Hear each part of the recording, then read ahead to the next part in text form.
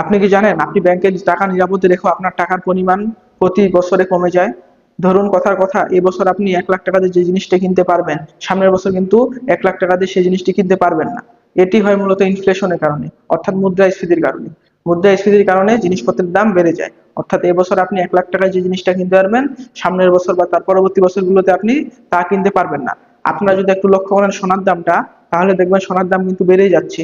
অথচ একটা টাইমে সোনা 80 থেকে 90 হাজার ভরিতেও পাওয়া যাইতো, এখন বর্তমানে সেই সোনা প্রায় 2 লাখের উপরে নিতে লাগে। কারণ কি? এটাই হচ্ছে মুদ্রাস্ফীতি। দেখেন, আপনি আপনি ধরেন 80 হাজার টাকা দিলেন, 1 ভরি সোনা পেলেন। 2 লাখ টাকা দিলেন, 1 ভরি সোনা পাচ্ছেন।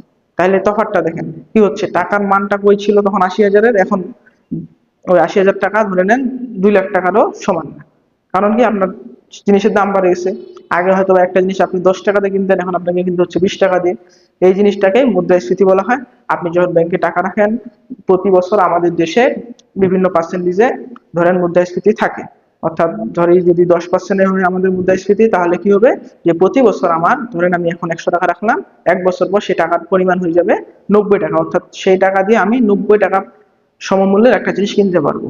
অর্থাৎ তার মানটা কমে গেছে। তাই চেষ্টা করবো আমরা সবসময় যে টাকা ব্যাংকে না রেখে বিভিন্ন জায়গায় বিনিয়োগ করেন।